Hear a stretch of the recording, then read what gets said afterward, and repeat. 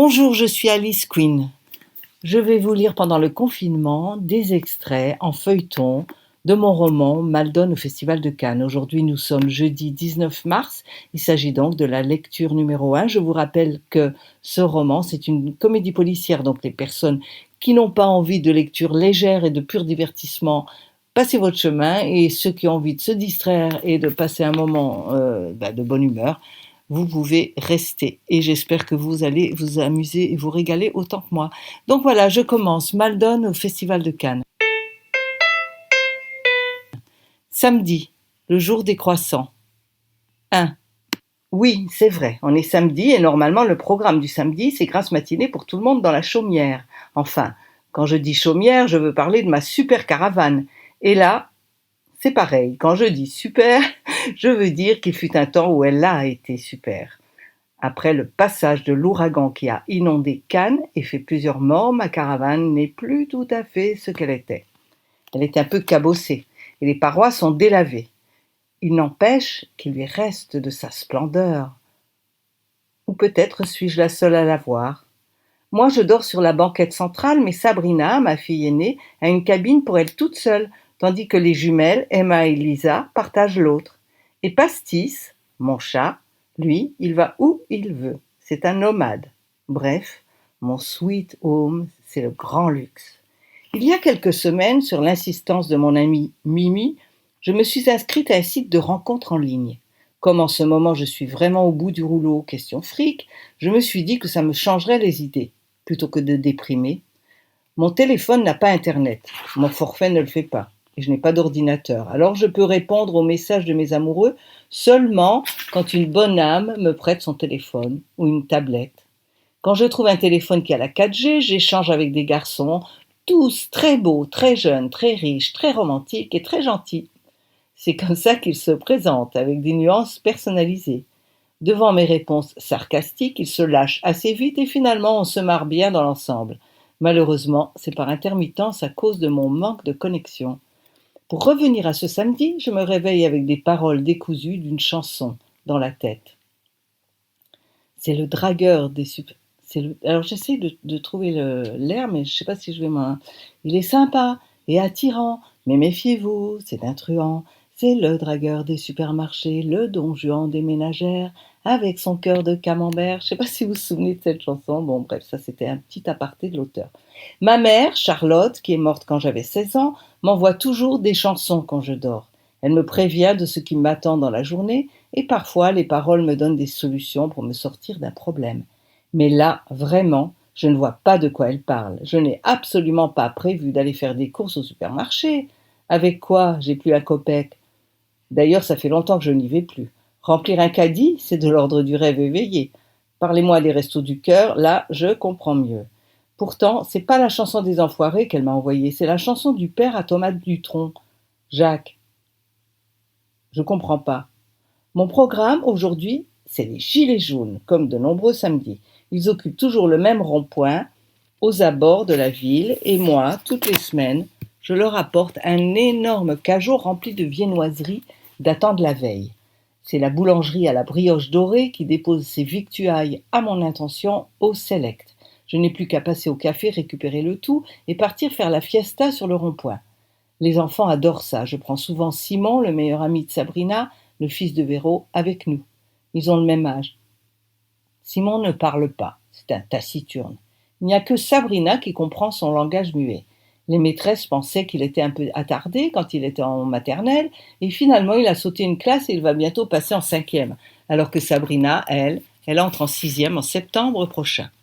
Donc ce matin, je réveille tout le monde en vitesse, parce que le seul moyen pour que les enfants aient quelque chose dans le ventre, ce sera d'aller sur le rond-point aujourd'hui. Ensuite, j'essaierai de faire quelques heures au Select pour glaner un peu de cash. Ça me permettra de tenir 24 heures. Mais l'idéal, bien sûr, ce serait que je décroche un vrai job. Même à mi-temps, même à quart-temps, même pour quelques semaines seulement, j'ai vraiment besoin d'un vrai boulot.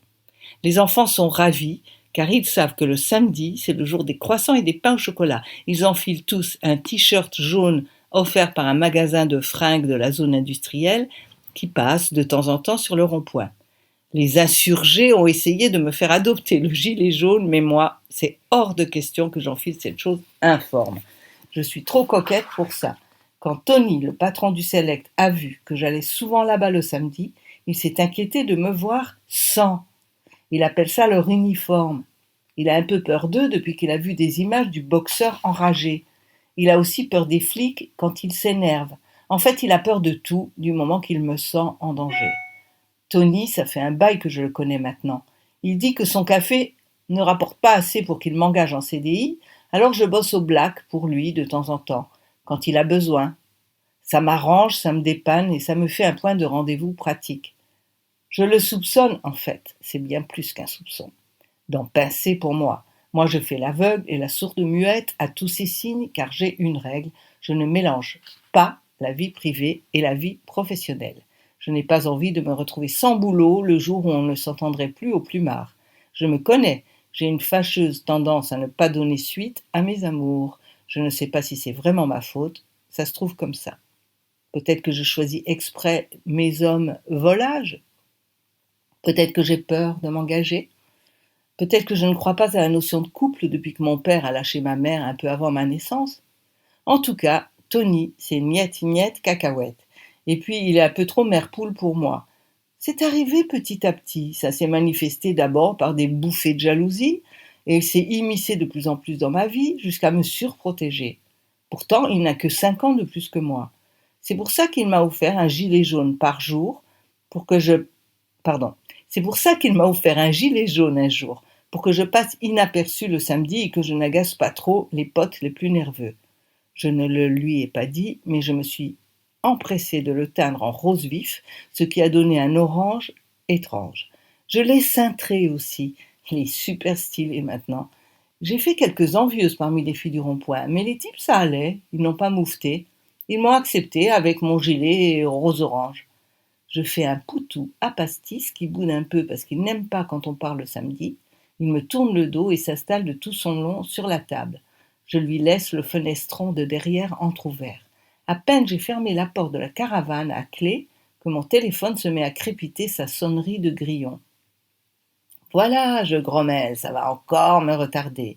Qui c'est le couillon qui m'appelle juste quand je commence à marcher et quand mon téléphone est au fond de mon barda?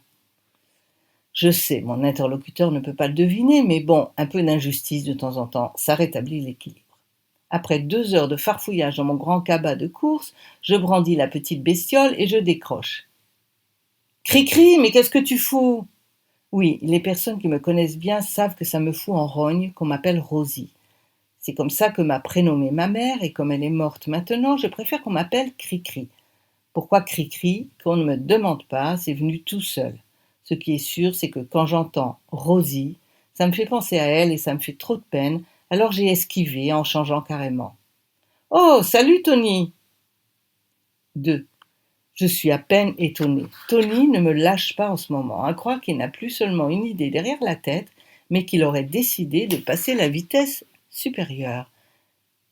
Ça fait 2 heures qu'ils ont apporté les croissants, ils sont en train de se dessécher. Allez, grouille, on t'attend là. Oh, allez, arrête un peu, de toute façon, c'est les invendus d'hier qu'elle nous fourgue.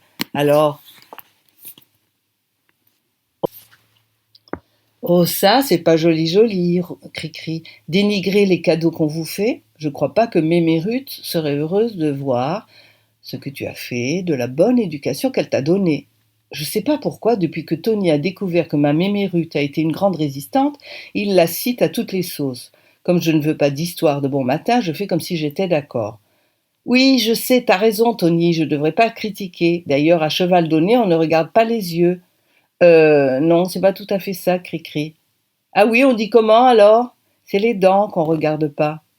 Les dents, dis donc, Tony, va donc un peu te laver les oreilles, c'est exactement ce que j'ai dit. Galant, il n'insiste pas, mais il est quand même un peu agacé. Alors il raccroche, sans rien ajouter. Il t'a raccroché au nez, maman? Demande Sabrina. Oui. C'est un malotru, dit-elle. Elle aime utiliser chaque jour un mot qu'elle ne connaissait pas la veille et qu'elle vient de découvrir. Celui-là doit lui venir de Gaston. Les jumelles éclatent de rire en répétant ce mot. Elles sont persuadées que c'est un gros mot, ce qui les met dans un état de surexcitation extrême. Je dis les jumelles, alors qu'elles sont seulement de la même année et que l'une d'elles, Emma, est la fille de ma meilleure amie Yasmina, morte en couche. J'ai cette petite à la maison depuis sa naissance avec la bénédiction de son père.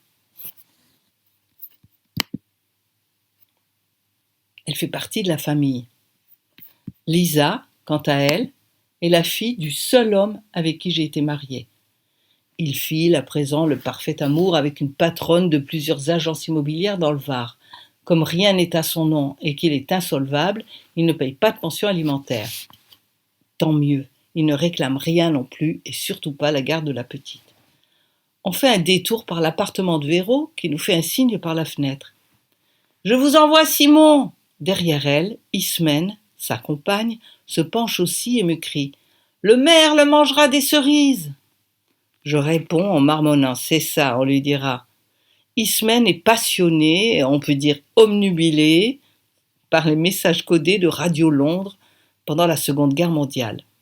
Souvent, je ne sais pas si elle me parle vraiment ou si elle s'amuse à coder ses phrases. C'est Sabrina qui me traduit. Elle va aller au cimetière porter des fleurs sur la tombe de Marilyn, dit-elle. Comment t'as compris ça, toi ? C'est le code du cimetière. Non, moi je pense plutôt qu'elle parle du cerisier de notre terrain vague et qu'elle nous prévient qu'il faut qu'on mette de vieux CD pour empêcher le merle de nous voler toutes les cerises. Je ne crois pas. Non, répond ma fille pincée. Simon, qui arrive juste à ce moment-là, s'exclame. Bien content de venir avec vous. Horreur des tombes. Sabrina me regarde d'un air de dire « Tu vois, je te l'avais bien dit ». Je hausse les épaules. 3.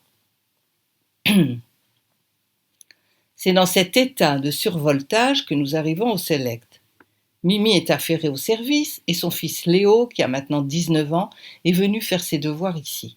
Lui qui était nul en seconde, voilà qu'il a eu son bac et qu'il est en première année de BTS. C'est fou quand même comme ça pousse. Je suis super excitée de le voir parce qu'il fait partie de ceux qui me prêtent volontiers leur téléphone pour que je discute en ligne avec mes courriers du cœur ou que je farfouille dans des sites de recherche de boulot. Je me mets dans un coin du café sous le regard irrité de Tony pour pianoter tranquille. « Ça te dirait de te manier, me dit-il, tu viens ici pour faire ton secrétariat ?»« Non, j'arrive. Tu vas faire ta calamity jaune. Trop drôle, j'ironise. Ou tu restes bosser ici. T'as pas besoin de fric un peu ? J'en ai toujours besoin, Tony, tu sais bien. J'ai des tas de trucs à faire. Tu peux même pas imaginer. Alors je reviens plus tard pour bosser un peu. Il faut que je trouve un vrai job là, tu vois. Des miettes, ça me suffira pas en ce moment. Je dois encore du fric à la cantine, j'ai pas fini de rembourser la classe verte de Sabrina, les petites ont des trous dans leurs baskets, bref, je dois faire face, alors excuse-moi, mais... Ouais, je sais. Plus on a de temps, moins on en a, c'est ça ? Exactement. T'as remarqué toi aussi ? Cette année, ça va être celle de mes 30 ans. Je n'arrive pas à y croire. Est-ce que je vais être obligée de me ranger pour faire comme les copines ? C'est vrai que j'ai eu des gosses avant tout le monde. Enfin, j'ai quand même une vie trépidante. Et question mec, il n'y en a pas un qui peut se vanter de m'avoir mis le grappin dessus. J'essaie de penser à mon âge le moins possible et je demande à Tony s'il ne veut pas m'emmener au rond-point avec sa camionnette de livraison. Désolé, personne t'a obligé à faire la coursière pour les gilets jaunes. Alors maintenant que tu t'es engagé, démerde-toi. Et puis je peux pas lâcher le café comme ça. Je me tourne vers Mimi. Elle me fait une mimique navrée en regardant Tony qui la fusille du regard. « Tu sais que je pense comme Tony, dit-elle. C'est dangereux là-bas. En plus, tu y vas avec les gosses. Je te comprends pas. Il y a des gens qui vous foncent dessus en voiture, des flics qui vous chargent. Et même parmi vous, il y a des excités qui s'énervent contre tout le monde. Non, vraiment, je suis pas d'accord avec ce que tu fais. Alors je risque pas de t'emmener. » Vous êtes vraiment des lâcheurs. Bonjour la solidarité. Tu es à 1000 lieues de savoir ce que je mets derrière ce mot, dit Tony. Mimi regarde à droite et à gauche d'un air penaud et buté en même temps. J'insiste. Vous savez que c'est un super moyen pour les enfants d'avoir un super petit déjeuner du samedi. Ils s'amusent avec les autres gosses et c'est délicieux cette mamboula de pain au chocolat. C'est la fête. Et puis il faut que les choses changent. Ça peut pas durer comme ça, toujours la tête sous l'eau. De temps en temps, c'est sain, faut que ça pète. Je rends son appareil à Léo, c'est pas la peine d'assister. Bon, j'ai quand même eu le temps de regarder les dernières offres d'emploi, il n'y a rien pour moi. Je me vois mal, directrice des ressources humaines dans une boîte de web marketing. C'est vrai, quoi. J'aime pas virer les gens. Ça va, dit Tony. Tu sais bien que si tu le veux vraiment, les enfants peuvent avoir des croissants ici. Je ne t'en refuserai jamais. Tu parles d'une fiesta, je marmonne, enfermés dans un café au lieu de s'éclater sur un rond-point au milieu des super constructions qu'ils ont faites. Vous êtes même pas venus voir. Ils ont construit la Tour Eiffel, l'Arc de Triomphe, et il y a plein de tentes partout. C'est vraiment sympa. Même Gaston, il a apprécié. D'ailleurs, il leur a écrit une chanson. Normal, Gaston, c'est un anarchiste. Et pourquoi il t'emmène pas, lui? Il est au palais pour voir un film. Ah oui, c'est vrai, c'est le festival en ce moment. Ben oui, réveillez-vous un peu, vous n'aviez pas fait gaffe. Tony jette un coup d'œil autour de lui et on dirait qu'il voit enfin tous ces gens avec un badge autour du cou, qui parlent toutes les langues et qui lui ont commandé des petits déjeuners complets sans même s'apercevoir que le lait était du soja, la saucisse du tofu et qu'il n'y avait pas d'œufs. Ils sont tous plongés dans leur tablette ou dans le Hollywood Reporter, ils envoient des emails, bref, ils ne calculent pas ce qu'ils avalent. Tony a transformé le Select en café vegan et habituellement ça se bouscule pas trop pour ses petits déjeuners. Mais pendant le festival, il y a du monde partout. Pascal, le pilier du bar spécialiste du complot, est assis pour une fois à côté d'un journaliste italien qui le questionne avec passion. Il répond de bonne grâce, l'autre l'enregistre sur son téléphone. Pascal s'en donne à cœur joie à propos de l'incendie de Notre-Dame. C'est le journaliste qui l'a branché sur ce thème. Tout y passe pour ce qui est des sources du complot, le gouvernement, les francs-maçons, les gilets jaunes, les syndicats, pour terminer par le réchauffement climatique et le groupe Total. Le journaliste italien a l'air un peu décontenancé. J'explique à Tony. Gaston a une carte d'accréditation pour le festival grâce à Madonna. Alors il va voir tous les films qu'il veut. Et ce matin, il y avait un Almodovar et un Spielberg. Alors il a trahi les gilets jaunes. Tony ricane bêtement.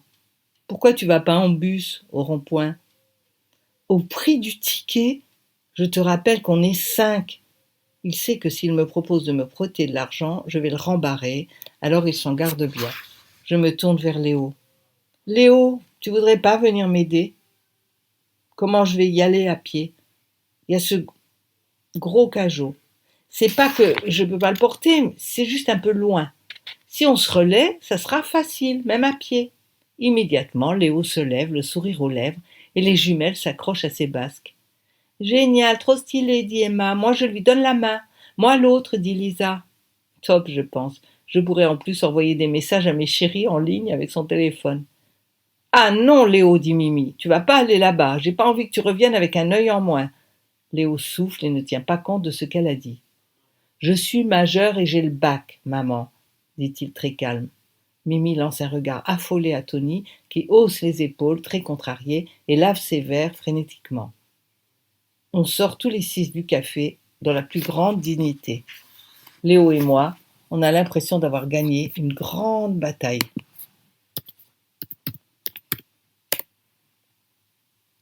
Tu me prêteras ton téléphone, je lui demande en lui faisant un clin d'œil. C'est le seul au courant de toute la bande. Dis donc, ça y est, t'as trouvé le grand amour ou quoi? Pas encore, mais je persiste. Je dis toujours à Léo que j'utilise son téléphone pour les sites de rencontres, ce qui est vrai aussi. Je ne dis pas que je regarde les sites de recherche d'emploi. Je ne veux pas qu'il se fasse trop de soucis pour moi. 4.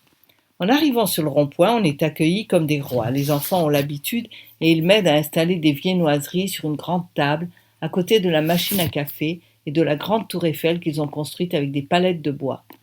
Près de l'Arc de Triomphe, ils ont installé une tente, un peu comme celle qu'ils mettent sur la croisette pour les cocktails en ce moment, sauf que les bâches ici sont bleues, comme celles qu'on utilise pour protéger un chantier. Ils sont où les autres? Je demande à une fille qui remue une boîte avec des pièces dedans. Coralie, elle s'appelle. Elle approche des 150 kilos environ, mais comme elle est grande, la première chose qu'on pense en la regardant, c'est qu'il s'agit d'une géante, pas d'une grosse. Elle est hyper coquette, comme moi, du coup on échange souvent des plans et des adresses. On n'est pas vraiment copines parce qu'elle pique une crise chaque fois que j'ai de nouvelles fringues. Comme Mimi m'en refile pas mal, chaque fois qu'une voiture s'approche de nous, Coralie agite son gilet jaune et elle se précipite avec un grand sourire pour essayer de récolter quelques menus monnaies. En général, ça marche parce qu'elle leur fout un peu la trouille. Elle finit par s'approcher de moi et marmonne. Réunion. Elle me parle à peine depuis que j'éteins mon gilet en rose. Elle dit que j'ai fait ça pour me faire remarquer.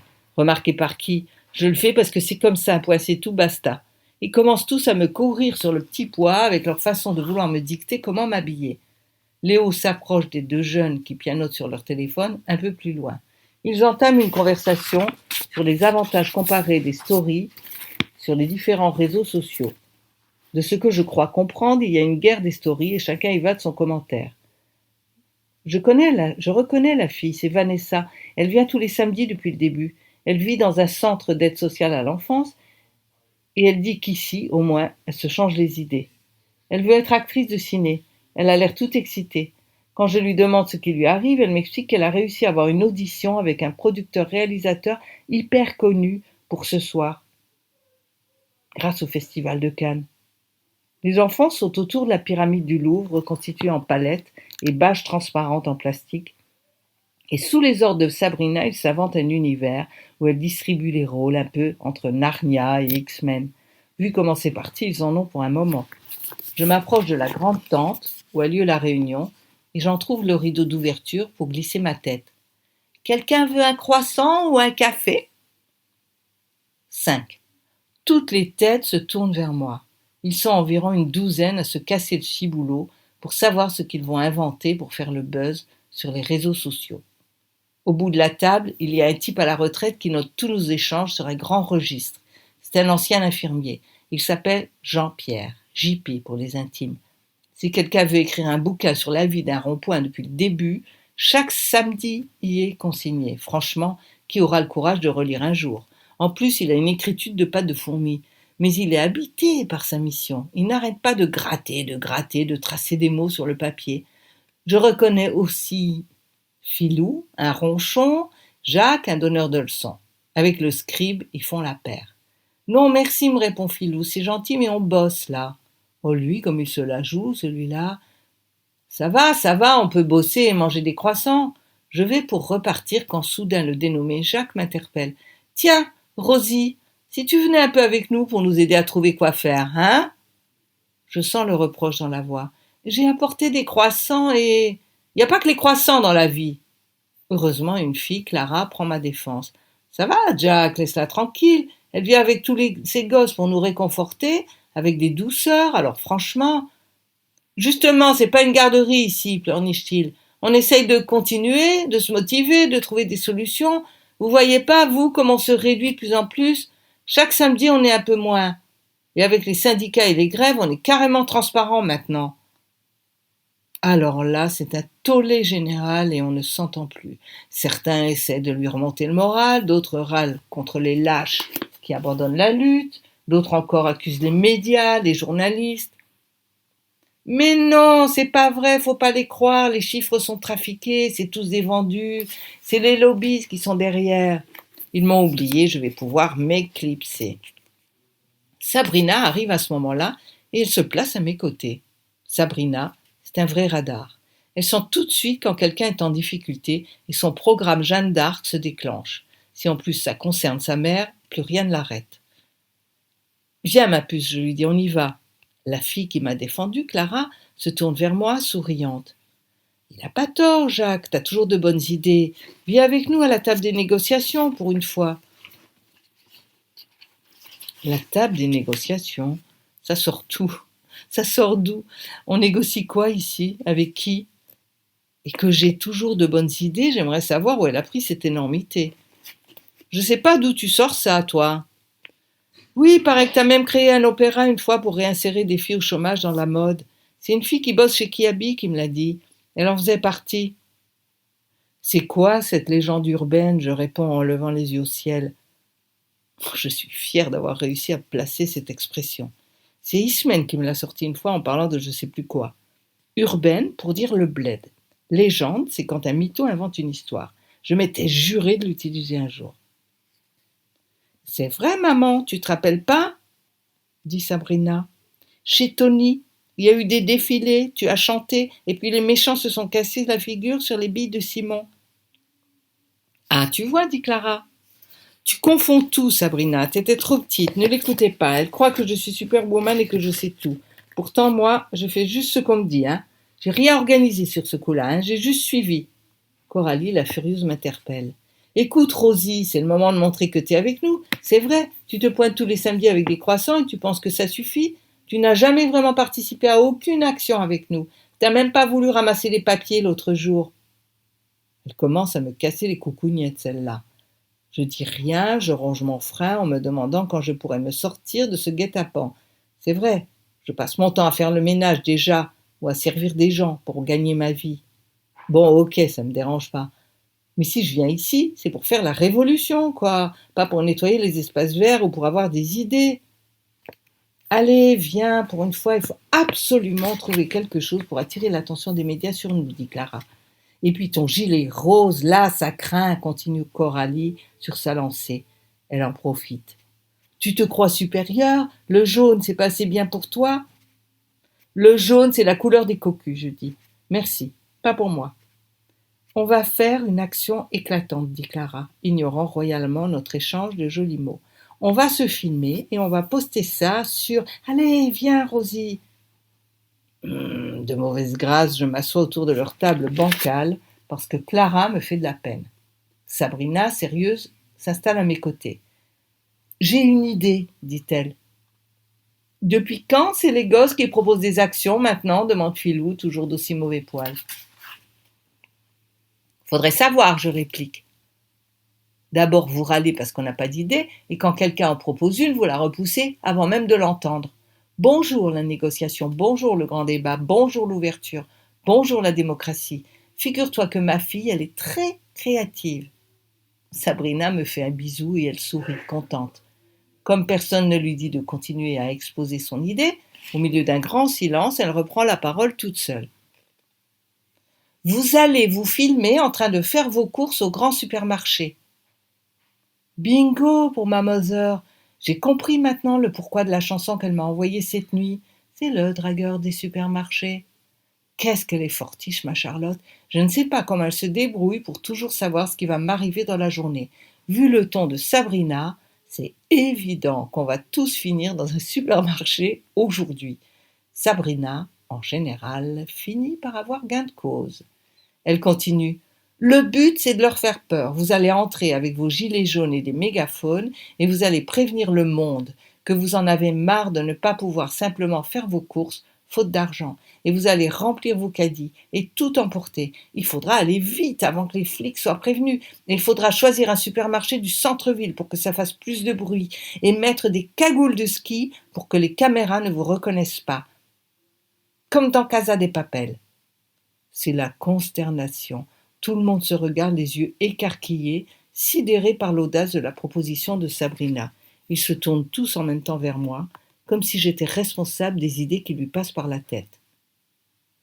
Je m'apprête à prendre une engueulade et je hausse les épaules quand Jacques, le grand critiqueur général, s'exclame. « Ben ta fille, Rosie, c'est une sacrée Rosa Luxembourg. » Je ne vois pas trop ce que vient faire le Luxembourg, paradis fiscal pour les ultra-riches, comme chacun sait, dans cette histoire, mais comme j'ignore encore si c'est du lard ou du cochon, je me tais. Et tout à coup, ça explose. Tout le monde applaudit à tout rompre. Il faut dire que ça fait des plombes qui n'avaient pas d'idée, alors n'importe laquelle est la bienvenue. Moi, je la trouve marrante. JP, le scribe, émet quelques objections à voix basse, tellement qu'on ne les entend pas. Coralie, la jalouse, s'en mêle. C'est illégal de voler dans un magasin, dit-elle. On va pas voler, dit Clara. On va juste leur faire croire qu'on va repartir avec. On laissera tout devant les caisses. Ça va mettre la pagaille. Ça va leur faire prendre conscience de tas de choses de notre vie quotidienne. Sabrina fait une moue dégoûtée. Vous n'avez pas de bravoure. C'est pas comme ça que j'imaginais. Bon, Sabrina, c'est pas de leur faute. J'essaye de défendre la cause des adultes, mais c'est difficile. Jacques s'adresse directement à elle. Et tu voyais les choses comment? Vous vous plaignez tous que tout le monde vous exploite, dit-elle, que vous n'y arrivez pas. Il est temps de prendre la revanche. Moi, j'ai pensé à faire une nouvelle répartition des richesses. Désolé. Ça fait désordre, ton truc. Déni de démocratie. Non-respect des codes du vivre ensemble. Violence. Tu sais bien qu'on ne veut pas de violence. C'est trop tard, dit Sabrina. Vous ne vous rendez pas compte que tout est joué d'avance? De toute façon, vous, les gilets jaunes, vous n'obtiendrez rien, que des miettes. Tout le monde gronde sans prendre la parole. Elle poursuit.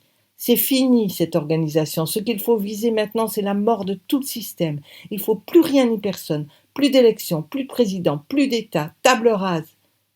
Tout le monde la fixe, les yeux ronds. Un peu effrayé aussi. Elle ira loin, ta fille, dit Jacques, toujours aussi enthousiaste, mais avec une lueur de crainte dans la voix. Encouragée, Sabrina continue son délire. On va appeler notre action Opération Rêve.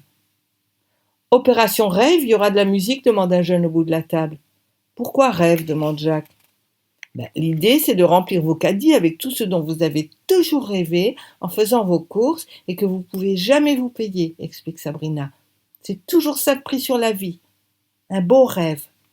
Quelques nuages roses passent dans les yeux de tout le monde.